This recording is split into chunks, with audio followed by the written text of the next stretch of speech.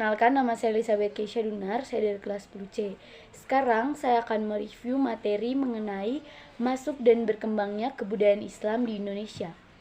Seperti yang kita ketahui, bahwa sebelum datangnya kebudayaan Islam, terlebih dahulu yang ada di Indonesia itu adalah kebudayaan Hindu-Buddha.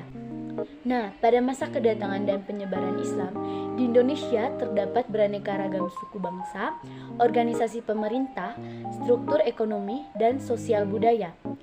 Suku bangsa Indonesia yang bertempat tinggal di daerah-daerah pedalaman, jika dilihat dari sudut antropologi budaya, belum banyak mengalami percampuran jenis-jenis bangsa dan budaya dari luar, seperti dari India, Persia, Arab, dan Eropa.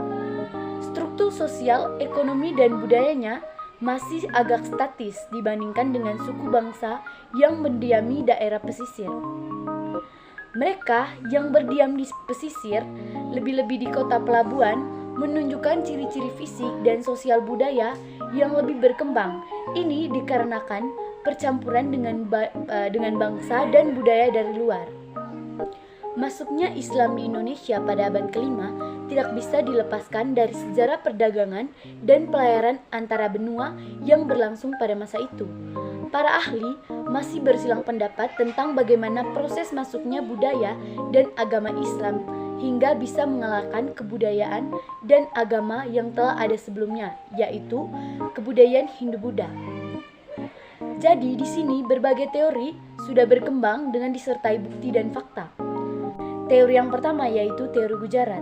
Teori ini menyatakan bahwa yang membawa agama Islam ke Indonesia adalah orang-orang Arab yang sudah lama tinggal di Gujarat.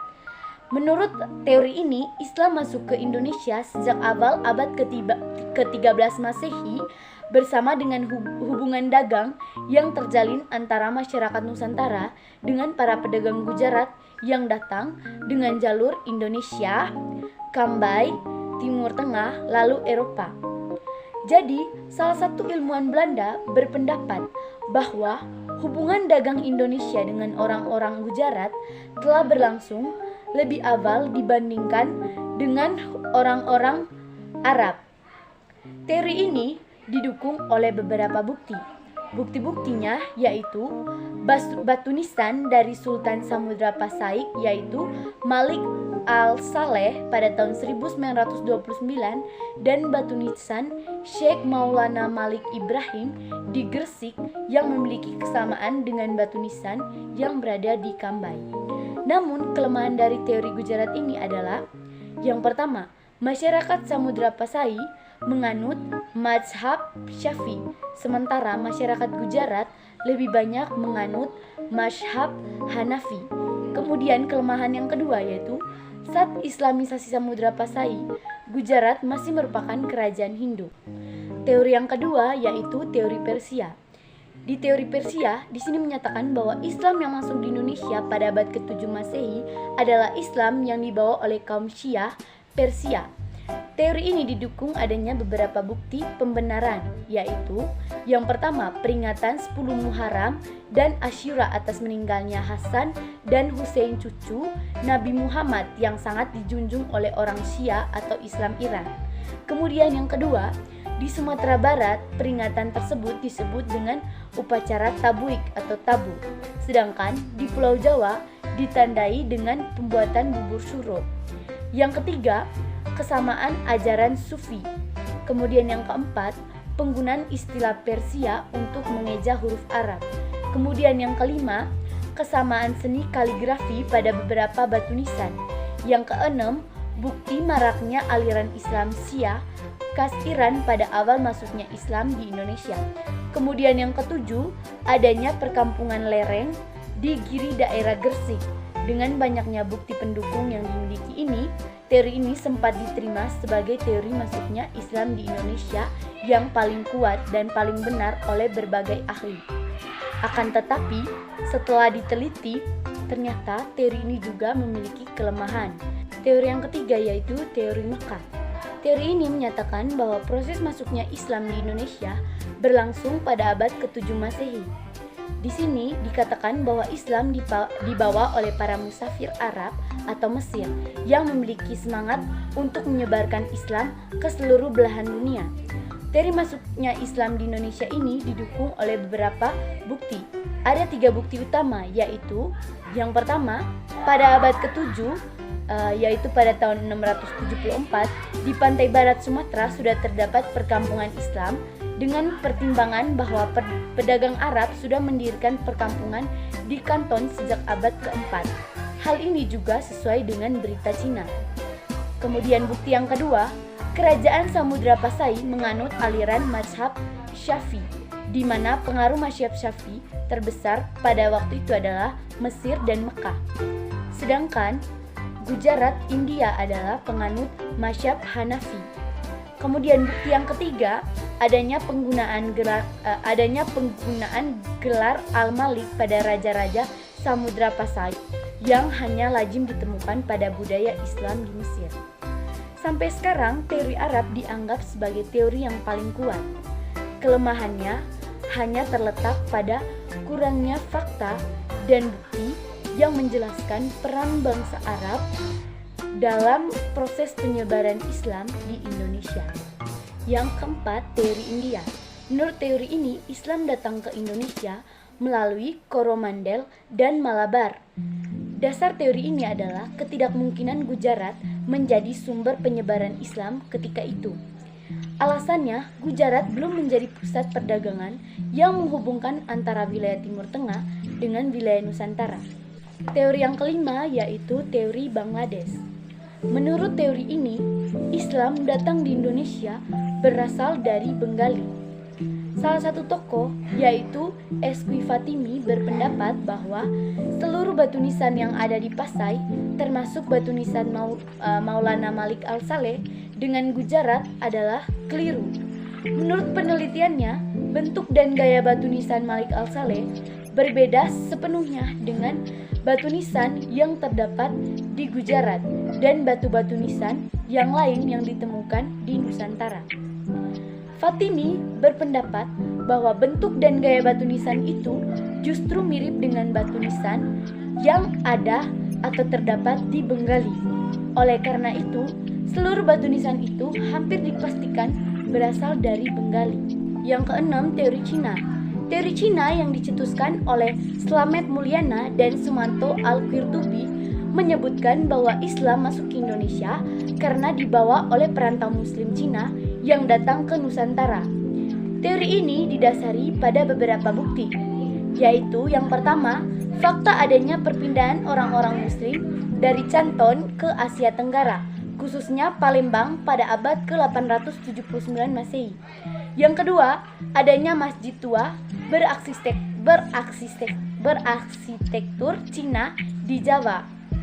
Yang ketiga, raja pertama Demak yang berasal dari keturunan Cina, yaitu Raden Patah. Yang keempat, gelar raja-raja Demak yang ditulis menggunakan istilah Cina. Yang kelima, catatan Cina yang menyatakan bahwa pelabuhan-pelabuhan di Nusantara pertama kali diduduki oleh para pedagang Cina. Setelah saya menjelaskan teori-teori mengenai masuknya Islam di Indonesia, sekarang saya akan menjelaskan cara masuknya Islam di Indonesia. Perkembangan agama Islam tidak terjadi secara spontan, tetapi melalui suatu proses secara damai, responsif, dan proaktif. Oleh karena itu, masyarakat Indonesia yang belum menganut Islam mudah tertarik dengan agama dan kebudayaan Islam. Banyak cara yang dilakukan untuk menyebarkan agama dan kebudayaan Islam, antara lain melalui cara yang pertama, melalui perdagangan. Saluran perdagangan merupakan tahap yang paling awal dalam tahap Islamisasi, yang sudah diperkirakan mulai pada abad ke-7 Masehi, yang melibatkan pedagang-pedagang Arab, Persia, dan India. Dalam agama Islam, siapapun bisa sebagai penyebar Islam, sehingga hal ini menguntungkan karena mereka bisa melakukannya sambil berdagang. Pada saluran ini, hampir semua kelompok masyarakat terlibat, mulai dari raja, birokrat, bangsawan, masyarakat kaya, bahkan sampai ke masyarakat menengah ke bawah. Proses ini dipercepat dengan runtuhnya kerajaan-kerajaan Hindu-Buddha. Yang kedua, perkawinan. Tahap ini merupakan kelanjutan dari tahap perdagangan.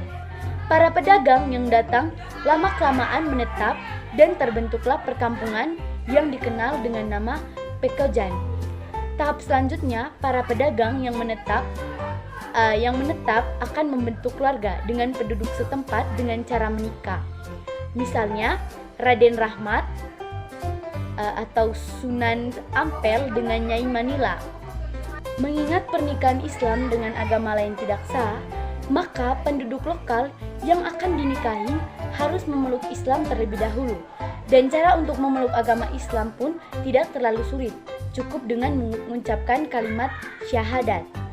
Penyebaran agama Islam dengan saluran ini berjalan dengan lancar, mengingat akan adanya keluarga Muslim yang menghasilkan keturunan-keturunan Muslim dan mengundang ketertarikan penduduk lain untuk memeluk agama Islam. Yang ketiga, melalui pendidikan. Di sini para ulama, kiai, dan guru agama berperan penting dalam penyebaran agama dan kebudayaan Islam. Para tokoh ini menyelenggarakan pendidikan melalui pondok pesantren bagi para santri-santrinya. Dari para santri inilah nanti Islam akan disosialisasikan di tengah masyarakat.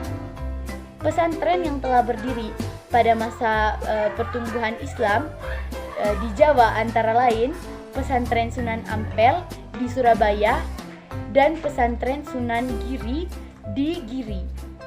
Yang keempat, melalui kesenian.